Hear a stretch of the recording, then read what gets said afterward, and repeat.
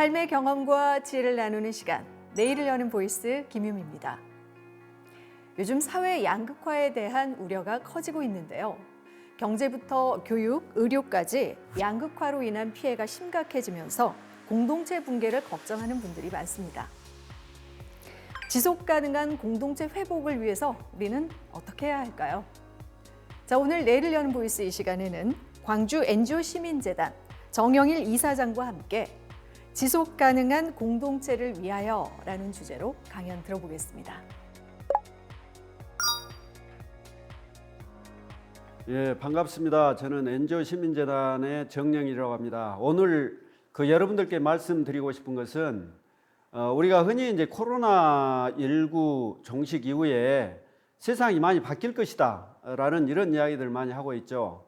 거기에 더불어서 최근에 이제 기후 위기라고 하는 또 새로운 어떤 돌발 변수가 우리 사회뿐만이 아니라 글로벌 이슈로 이렇게 이제 대두가 되면서 많은 그런 사람들에게 지금 고통을 주고 있는 두 가지 이제 재난이 우리가 이제 현재 해결해야 될 이슈라고 이야기를 하고 있는데요. 궁극적으로는 이 기후 이상 기후 또는 기후 이 위험 때문에 파생된 것이 바로 코로나19라고 이렇게 이야기를 할 수가 있겠습니다. 그만큼 최근에는 이 기후 위기와 관련해서 많은 그런 문제들 여러분들이 TV에서 보실 겁니다.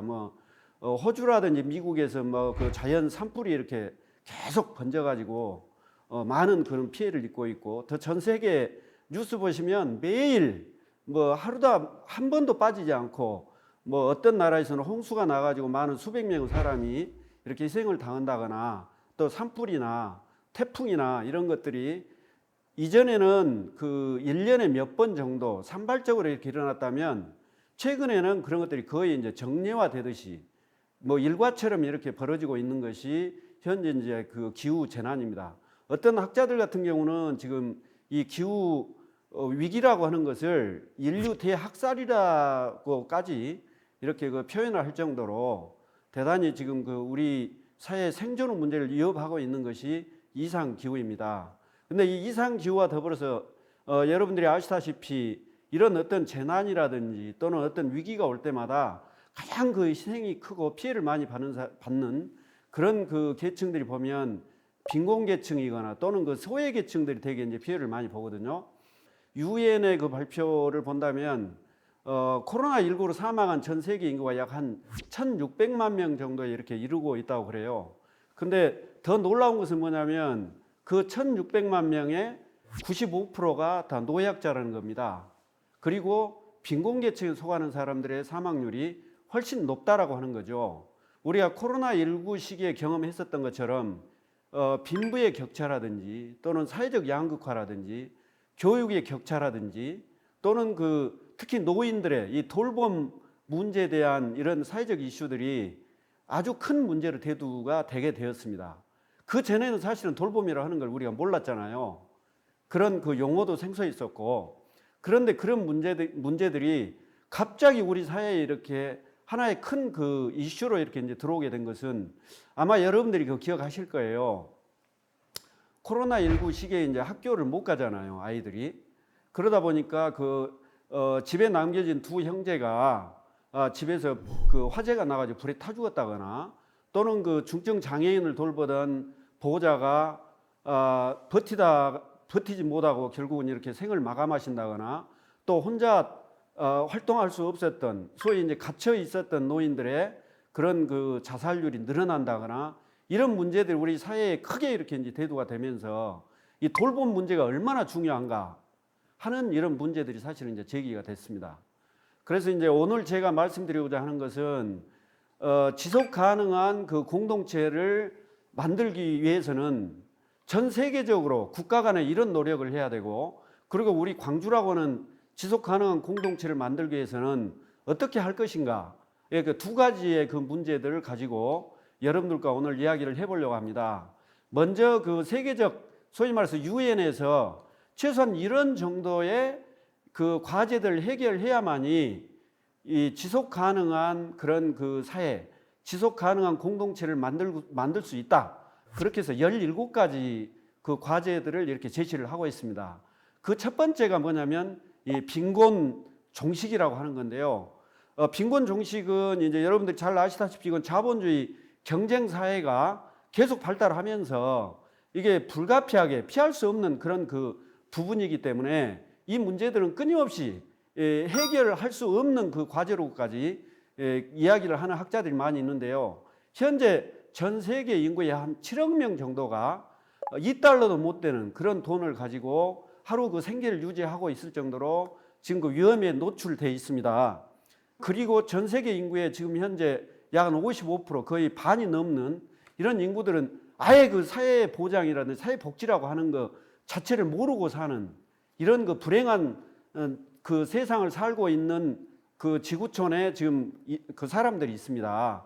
그다음에 두 번째는 이제 기아 종식, 뭐 잘 아시다시피 전 세계에서 지금 현재 그 여러분들이 계속 그 공익 광고 보시면은 이제 특히 그 어린이들 그 저 급식을 위해서 그 후원을 요청하는 이런 그 NGO 요청들의 그 광고들 많이 보실 텐데 현재 약 5세 이하의 그런 인구 중에서 22% 정도가 현재 그 영양실조 때문에 심각한 그런 그 성장 발육에 그 방해를 받고 있다라고 하는 이런 그 데이터들을 볼 수가 있었습니다. 뭐 그 외에 이제 뭐 건강한 삶과 복지를 증진해야 된다, 뭐 성평등을 구현해야 된다. 그다음에 요새 이제 우리가 문제가 되고 있는 양질의 학습이 보장이 되어야 되고 평생 학습이 기회가 보장이 되어야 된다라고 하는 이런 그 요구 조건들 이런 것들을 충족해야 된다라고 하는 그런 그 유엔의 어젠다들이 있는데요. 저는 뭐 여러 가지 많이 있습니다만은 그 중에서 지속 가능한 사회를 만들기 위해서 어떻게 해야 될 것인가 하는 부분을 중점적으로 좀 말씀을 드리려고 합니다. 특히 이제 요새 아까 제가 서두에 말씀드렸던 것처럼 이제 돌봄 문제와 관련해서 좀 말씀을 드리자면 돌봄에 대한 정의도 사실은 이제 많은 그런 그 담론들이 있는데요. 그 생애 주기별 뭐 복지 이런 표현을 하는데 말하자면 유아부터 시작해서 노인에 이르기까지 이런 문제들을 케어하고 돌보아야 하는 것이 바로 이제 돌봄에 우리가 앞으로 지향해야 될 그런 그 목표라고 저는 생각을 하고요. 오늘 이제 그 돌봄과 관련해서는 이제 크게 여러 가지가 있지만 그 크게는 두 가지 정도를 저는 말씀을 드리려고 해요. 이제 하나는 이제 노인 돌봄과 관련된 문제를 하나를 말씀드리고 싶고, 그 다음에 요즘 이제 그 윤석열 정부 들어서 가지고 가장 지금 큰 그 이제 논란이 되고 있는 교육 돌봄과 관련해서 말씀을 드리려고 합니다. 노인 돌봄과 관련해서는 아시다시피 지금 한국 사회의 이제 베이비붐 세대가 이제 노인층 세대로 이렇게 이제 진입하게 되면서 이제 노인 빈곤 문제가 우리 사회의 가장 큰 이슈가 될 것 같습니다. 이제 저도 이제 사실은 이 베이비붐 세대에 이제 그 속하는 그런 이제 세대인데요. 현재 세계에서 OECD 국가 중에 이 노인 빈곤율이 가장 높은 나라가 지금 한국입니다. 그만큼 지금 현재 우리 사회가 노인 문제가 급격하게 지금 사회 대두가 되고 있음에도 불구하고 국가가 이 문제에 대해서 체계적이고 정책적인 이런 고민들이 제대로 이루어지지 않고 있구나라고 하는 것을 이제 볼 수 있는 단면이 바로 이제 저는 이제 노인 돌봄이라고 이렇게 이제 말씀을 드릴 수 있는데요. 아시다시피 그 노인 치매 문제는 단순한 어떤 이런 그 치매를 돌본다 해서 이게 해결될 수 있는 문제가 저는 아니라고 봐요. 치매의 문제는 노인 문제 전체적인 문제거든요. 그래서 노인의 건강부터 그 다음에 노인의 삶의 질 이런 문제들이 답보가 될 때 이 치매 문제를 같이 거기에 통합적으로 이렇게 돌봄 시스템으로 그걸 고민하고 정책적인 어떤 그 플랜이 이루어져야 되는데 현재 우리나라는 땜질 방식인 것 같아요. 어떤 이 문제가 생기면 이 문제를 땜질하고 또 이 문제가 생기면 이 문제가 땜질하고 이렇게 하다 보니까 부처 간에 서로 엇박자가 일어나는 경우들도 많고 또 하나는 예산대로 많이 그 소비가 되면서 효율적인 이런 그리고 종합적인 이런 그 시스템이라든지 이런 것들이 구축이 안 된 것 같아요. 뭐 이렇게 해서 해결될 문제가 아니고 이 문제를 전체적으로 좀 종합적인 면에서 좀 고민을 해야 된다라고 하는 그 말씀을 좀 드리고 싶습니다. 다음에 이제 그 교육 돌봄과 관련해서 좀 말씀을 좀 드리자면요. 우리가 이제 그 코로나19 시기에 교육의 격차가 특히 이제 그 상위층과 이 빈곤층 자녀들의 교육 격차가 아주 심화됐다.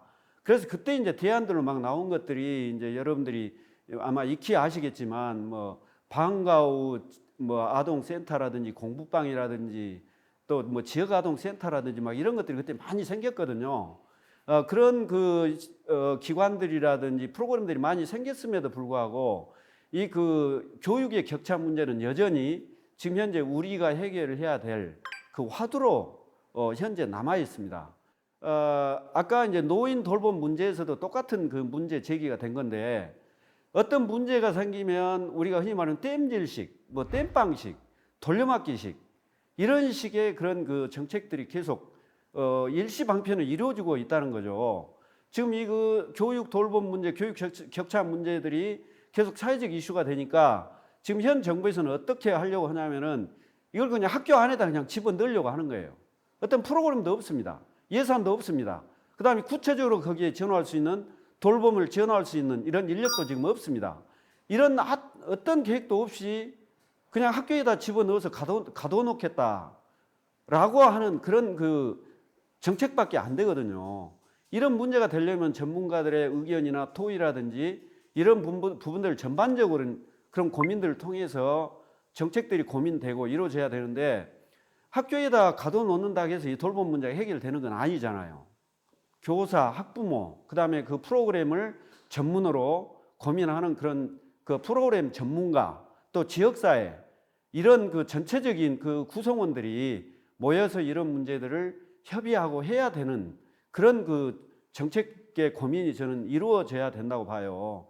어쩌면 그 사회에서 감추기에 급급한 이런 정책으로 그 전시성 이런 그 정책으로 이루어져서는 안 된다라고 하는 것이 이제 저의 생각이고요.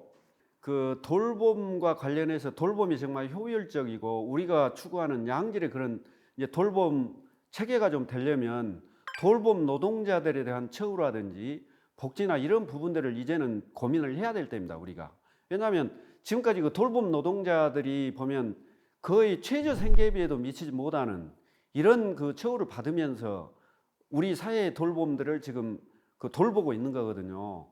그런 돌봄 노동자들의 그런 처우와 서비스 질이 향상이 될 때 그런 또 돌봄에 대한 서비스 질적 향상도 저는 그 이루어진다고 보고요. 이제 다시 그 요약해서 제가 말씀드리자면 노인 그 돌봄과 관련해서는 단편적이고 땜질식의 이런 그 처방 방식이 아니라 노인 삶의 전체적인 삶의 질을 담보한다는 차원에서 저는 그 돌봄이 좀 고민되어졌으면 좋겠다라는 좀 말씀을 드리고 싶습니다. 예를 든다면 지금 일본 같은 경우는 내년 2025년을 목표로 해서 무려 20년 전부터 이 그 노인 돌봄에 대해서 엄청난 그 정부 지원을 해왔습니다. 그래서 현재 이제 그 내년이면 이제 일본 같은 경우에는 노인 돌봄 그 시스템 자체가 이제 그 완성이 된다라고 이렇게 이야기를 하고 있는데요. 우리나라도 이제 그런 그 일본의 그런 거 통합적인 노인 돌봄의 사례들을 좀 그 벤치마킹도 해야 될 필요가 있다고 봅니다. 우리가 그 아이 하나를 키우기 위해서는 온 마을이 같이 더불어 그 교육에 참여한다라는 그런 이야기가 있는 것처럼 이 교육 돌봄과 관련해서도 지역사회 그리고 국가, 학교 그리고 거기에 관계되는 이해관계자 그리고 전문가들이 함께 머리를 맞대고 고민하는 그런 돌봄 시스템이 좀 되었으면 좋겠다라는 말씀을 드리고 싶습니다. 네, 오늘 강연 아주 잘 들었습니다. 고맙습니다. 우리가 이 코로나 팬데믹 이후에 모두가 다 힘든 시기를 잘 견뎌왔는데 그 힘든 시기가 우리가 모두가 힘들기 때문에 다들 그럴 것이다 라고만 했지 오늘 강연 듣다 보니 특히나 그 사회 취약계층에게는 더 어려움이 컸겠구나라는 생각을 했어요. 예, 맞습니다. 네. 아까 말씀처럼 잘 견디어 왔다라고 말씀하시는데요. 사실은 이 사회는 잘 견디지 못했습니다. 네. 왜냐하면 코로나 팬데믹이 아직도 지금 진행 중이기는 하지만 큰 그 고비를 넘기고 난 뒤에 보니까 아까 말씀하셨던 사회 취약계층에 대한 그런 그 구멍들이 사회적 그 안전망이 구멍이 너무 크게 뚫린 거예요. 네. 그래서 뭐 교육 불평등 문제라든지 교육 격차라든지 그리고 노인들은 빈곤층 문제라든지 그리고 사회 취약계층이라고 하는 비정규직 네. 이런 사람들의 그런 그 가계 소득들이 급격하게 줄어들면서 이 사회적 양극화 훨씬 더 심각해진 것이죠. 네. 거기에다가 또 이제 기후라고 하는 현재 이제 그 재난들이 여기에 또 파도처럼 또 이렇게 연이어오면서 네. 요즘은 이제 기후 불평등이라는 그런 또 새로운 신조어가 생길 정도로 네. 여기에 또 취약계층들이 이 가장 그 많은 피해를 보고 있는 것이 현재 기후 재난 시대의 하나의 그 조류라고 볼 수가 있겠습니다. 아, 그렇군요. 우리 사회 그런 사회 양극화나 불평등의 문제들이 코로나나 재난이나 기후 위기나 이렇게 어려울 때일수록 더 극명하게 드러날 수밖에 없는 구조다는 말씀이신데 좀 전에 이제 그 기후 얘기를 해주셔서 그래서 요즘엔 기후 약자라는 말도 있더라고요.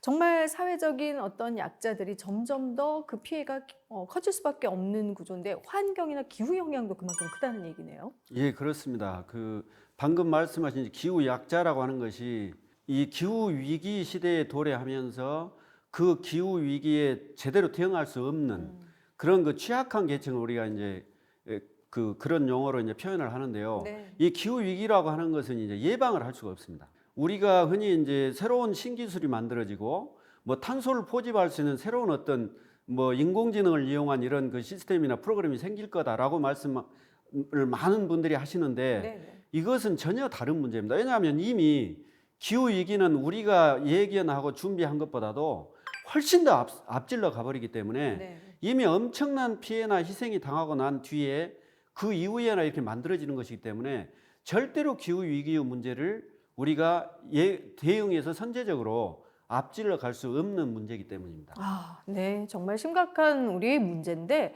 아, 나는 괜찮으니까 하는 인식? 뭐, 네. 이게 굉장히 위험할 것 같은 게, 말씀해주신 사회 양극화나 또 이런 기후 위기, 이럴 때 그런 불평등들을 경험하는 것들이, 그리고 그런 취약계층이나 사회적 그런 약자들이 존재하는 것 자체가 어떻게 보면 우리가 사는 이 사회의 큰 짐이 될 수 있지 않겠습니까? 그렇습니다. 네. 부자나 가난한 자나 선진국이나 후진국이나 어쩌면 동등하게 다 맡고 있는 그 재난은 어쩌면 평등한지도 모릅니다. 네.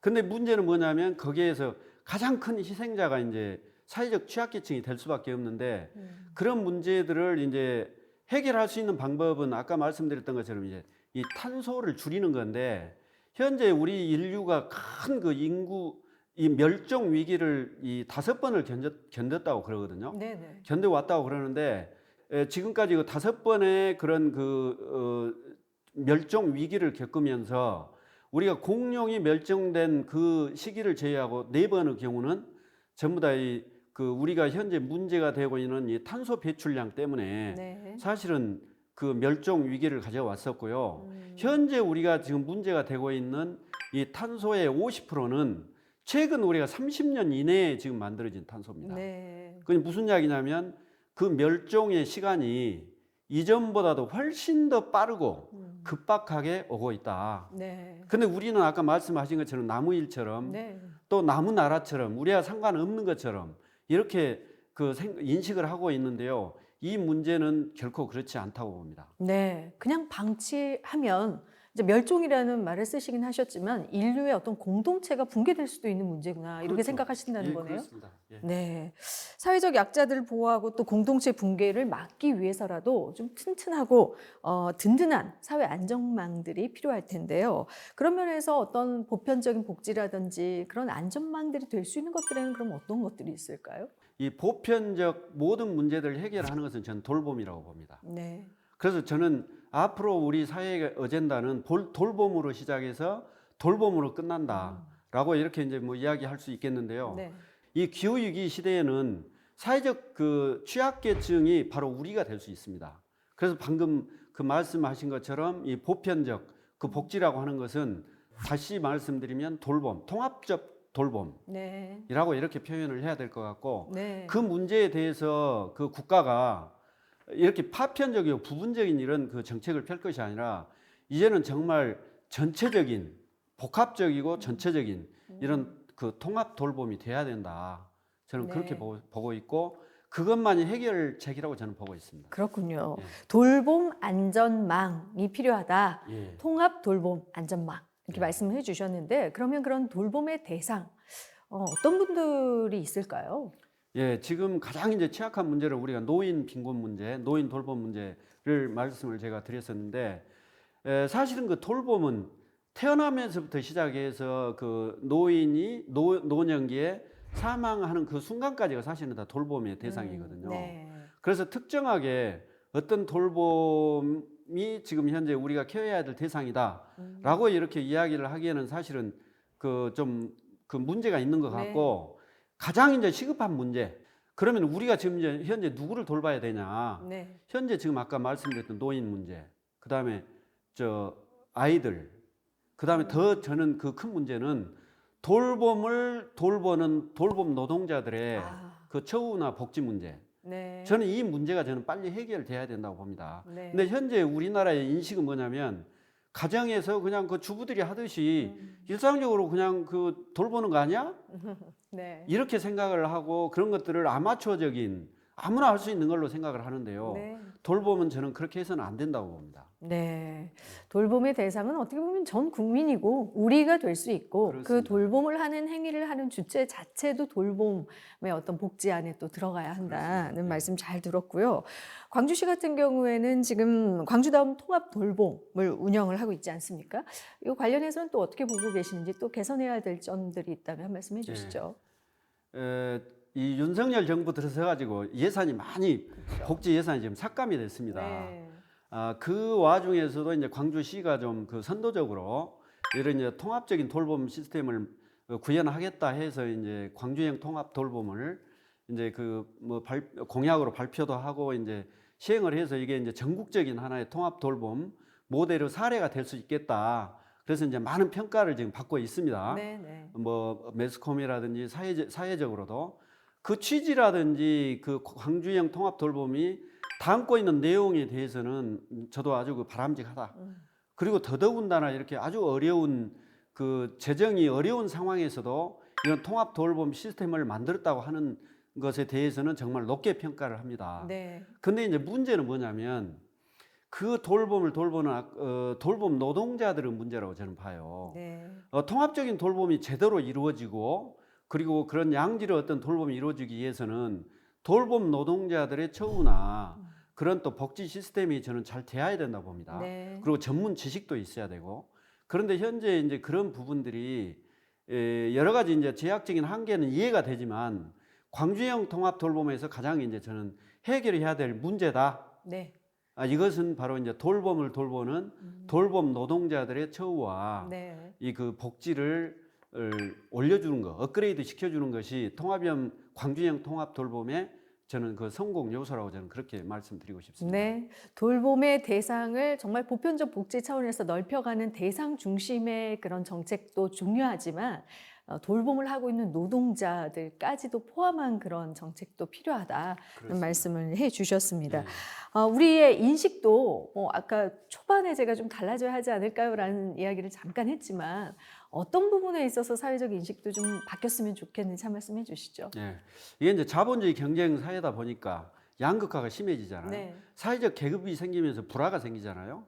그러면서 지금 이 돌봄이라고 하는 것을 포퓰리즘으로 보는 이런 시각들이 우리 사회에 좀 존재하는 것 같습니다. 네.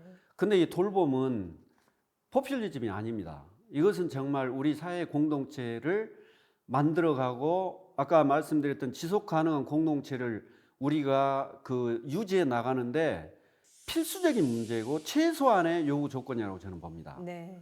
그렇기 때문에 아까 말씀드렸던 이 광주형 저는 통합 돌봄이 전국적인 그런 모델 사례로 성공하기 위해서는 네. 이런 문제들이 정말 이 텍스트 문자상으로만 있는 게 아니라 실질적으로 지원이 되는 이런 그 시스템이 좀 갖춰졌으면 좋겠다. 네. 끝으로 마무리할 수 있는 마무리 말씀을 한 줄 평으로 한 줄 듣겠습니다. 평으로 한다면 저는 이렇게 말씀드리겠습니다. 네. 돌봄이 멈추면 세상이 멈춘다. 모든 것은 돌봄을 통해서 이 지속 가능한 공동체는 만들어진다. 이렇게 말씀드리고 싶습니다. 네. 오늘 말씀 정말 잘 들었습니다. 고맙습니다. 예, 고맙습니다. 사람은 혼자가 아닌 여럿이 함께 살아가는 존재입니다. 사회의 한 축이 무너지면 결국 그 사회는 존재할 수 없게 되는데요. 지속 가능한 공동체 발전을 위해서 함께 잘 살 수 있는 방법은 무엇인지 진지한 고민이 필요할 때입니다. 자, 오늘 내일을 여는 보이스 이 시간 여기서 마치겠습니다. 함께해 주신 여러분 고맙습니다.